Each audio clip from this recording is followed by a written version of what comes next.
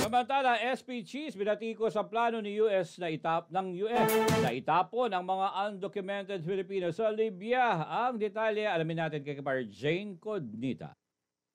Mariing binatikos ni Senate President Francis Cheese Escudero ang umano'y pinaplano ng Amerika na ipadala sa Libya ang mga Asian immigrant, kabilang ang undocumented Filipinos na nahaharap sa deportation. Nagpahayag ng matinding galit si Escudero. Iginiit niyang hindi hayop ang mga Pilipino para basta na lamang itapon sa disyerto ng Libya. Anya, nararapat silang igalang at bigyan ng karampatang proteksyon. Ang Libya ay isang bansang nasadlak sa digmaan at kilala sa malulupit na kondisyon sa mga kulungan, kaya't nangangambang marami na ang mga ipapadala roon ay masasadlak lamang sa matinding kapahamakan.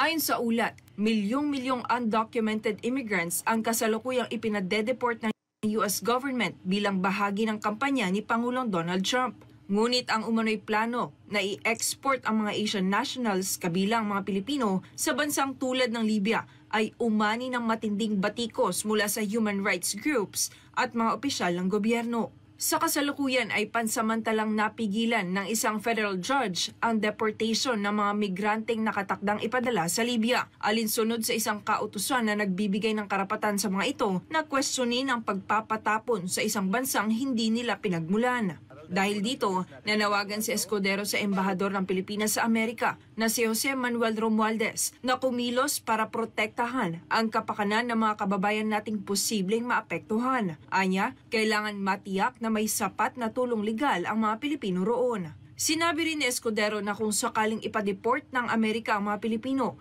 handa ang gobyerno ng Pilipinas na tanggapin sila ng may dignidad at respeto. Ito si Jane Codnita, inyong citizen correspondent taguulat para sa Diyos at sa Pilipinas nating mahal.